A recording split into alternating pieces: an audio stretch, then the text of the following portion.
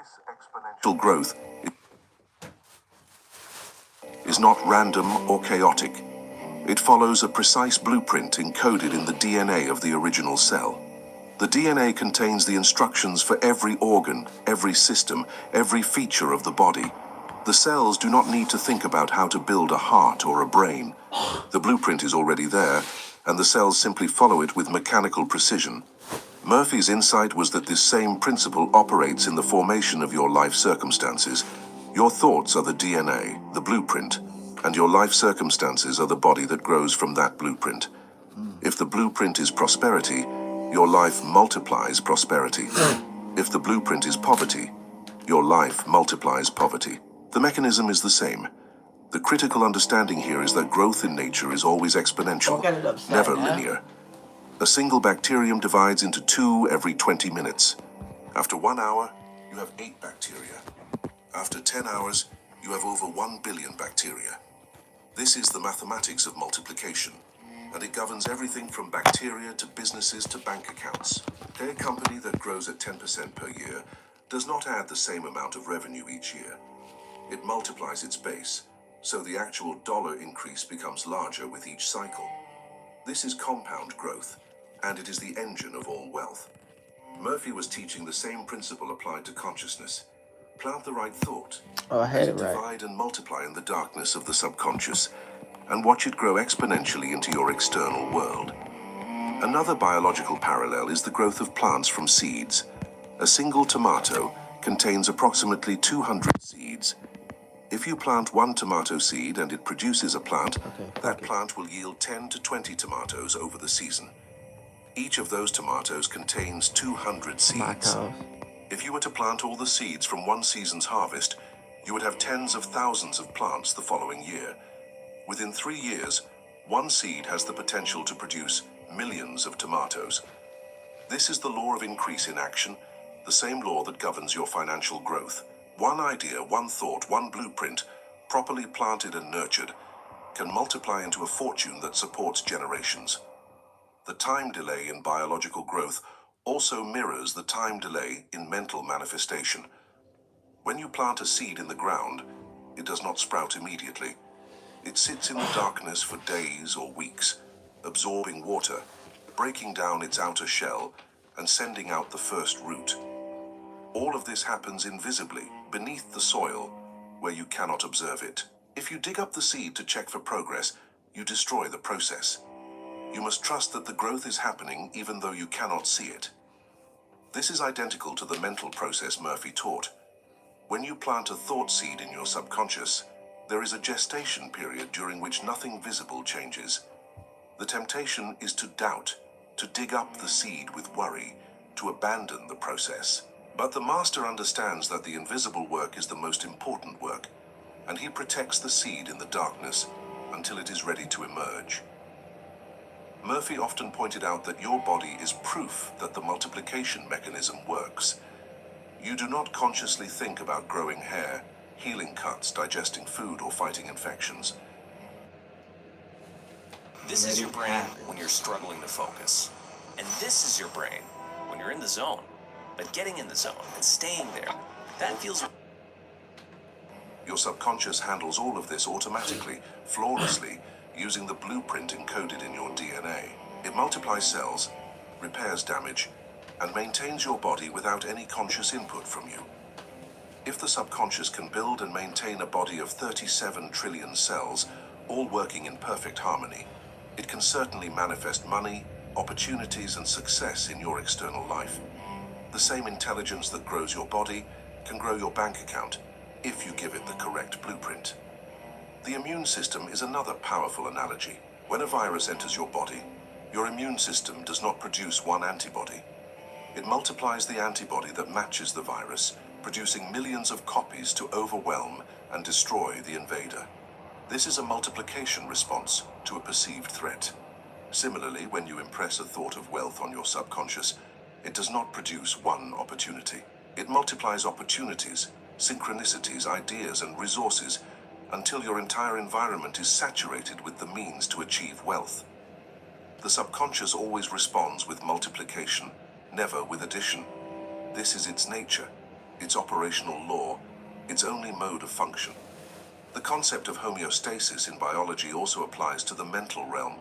Your body constantly works to maintain a stable internal environment, temperature, pH, blood sugar, despite external changes. If you get too hot, you sweat. If you get too cold, you shiver. The body automatically corrects deviations from the set point. Murphy taught that the subconscious operates the same way with your self-concept. If you see yourself as a person who earns $50,000 per year, the subconscious will work to maintain that income level. If you earn more, it will create circumstances that bring you back down. If you earn less, it will create circumstances that bring you back up. This is why lottery winners often go broke within a few years. Their conscious mind has money, but their subconscious still has a blueprint of poverty, and the subconscious always wins. To change your financial reality, you must change the set point, the thermostat of your self-concept. You do this by impressing a new blueprint on the subconscious through repetition, emotion, and the feeling of already being the person you desire to become. When the set point changes, the subconscious begins working to maintain the new level. It will not let you fall below the new standard, because that would violate homeostasis. This is how the wealthy stay wealthy. They have a subconscious set point of wealth, and even if they lose everything, they rebuild rapidly because their internal blueprint is programmed for abundance. The poor have a set point of poverty, and even if they gain wealth temporarily, they lose it because their blueprint is programmed for lack. The biological comparison also reveals why negative thinking is so destructive. In biology, cancer is the result of cells that multiply uncontrollably because their DNA blueprint has been corrupted. The cell divides and divides, creating tumors that destroy healthy tissue. Murphy would say that worry is the cancer of the mind. When you worry about money, you plant a corrupted blueprint in the subconscious, and it multiplies that worry into 1,000 manifestations of financial disaster. The worry spreads, infecting every area of your life, creating a cascade of problems that seem unrelated but are all rooted in the original corrupted thought. The cure is not to fight the problems externally, but to correct the blueprint internally by replacing worry with faith, fear with confidence, and scarcity with abundance. Finally, the biological perspective offers hope because it proves that growth is your natural state. Every cell in your body is programmed to grow, heal, and multiply. You are a living example of the multiplication mechanism in action. The same force that built your body from a single cell can build your fortune from a single thought. You're not trying to create something unnatural or impossible. You are simply aligning your conscious intentions with the natural law of exponential growth that has been operating in your body since the moment of your conception. This is not magic, it is biology. This is not wishful thinking, it is applied science. This is Murphy's gift, the revelation that the same laws that govern the physical world also govern the mental world, and those who understand these laws can engineer their destiny with the precision of a surgeon. The anecdote that perfectly illustrates the multiplication mechanism in action involves a struggling writer who had been working for years in obscurity. This man wrote articles, essays, and blog posts with discipline and skill, but his audience remained small, his income minimal. He was trapped in the addition trap, producing content the way a factory worker produces widgets, one piece at a time, each earning a small payment, never accumulating enough to break free from financial pressure. He worked hard, he followed the conventional advice, and he remained broke. His story is the story of millions who labor diligently, but die poor because they do not understand the law they are operating under. One day, exhausted and desperate, he encountered Murphy's teaching on the multiplication mechanism. This may be the last ad you ever see, because with the free AdBlock extension from Capital One Shopping, you can say goodbye to ads. He realized that he had been focusing all his energy on the addition of content, writing more articles, pitching more magazines, grinding out more words, when he should have been focusing on the multiplication of audience. He understood that the subconscious does not operate by manual effort, but by exponential expansion. A single piece of content, if it reaches the right people and resonates with them, can multiply virally, reaching millions without any additional effort on his part. The work is not in creating more. The work is in programming the subconscious to attract the multiplication. He stopped writing for 2 weeks. During those 2 weeks, he performed the magnification protocol every night before sleep. His master seed was, "My words go forth and bless 1,000,000 people. I am a channel for ideas that transform lives. The infinite intelligence guides me to create content that multiplies beyond my effort." He did not focus on the writing itself. He focused on the multiplication of his reach, the exponential spread of his influence. He visualized his articles being shared, going viral, landing in the hands of publishers and producers. He felt the feeling of being a successful, widely read author.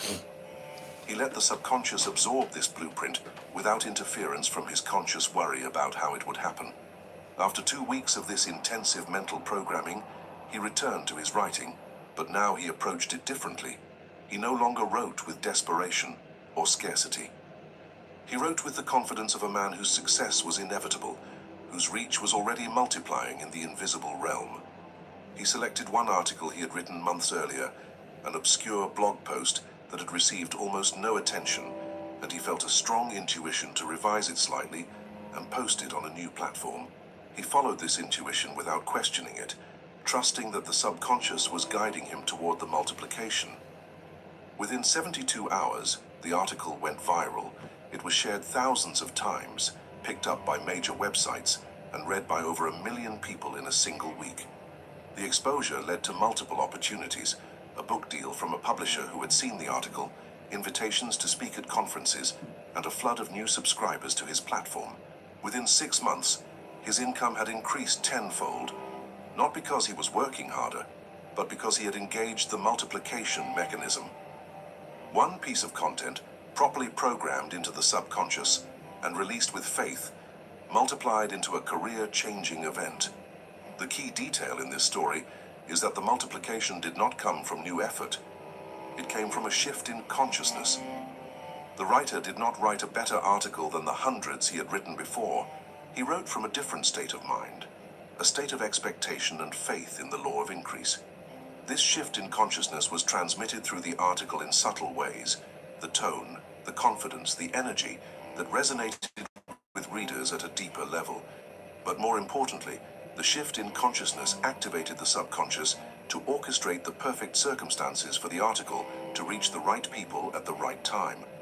This is synchronicity, but synchronicity is not random. It is the subconscious executing the blueprint you gave it. This writer's story also demonstrates the principle of choosing the right seed. He did not try to promote every article he had ever written. He focused on one, the one that felt right, the one that his intuition guided him toward. This is the subconscious communicating through gut feeling. When you are in alignment with the law, you receive guidance about where to place your energy for maximum multiplication.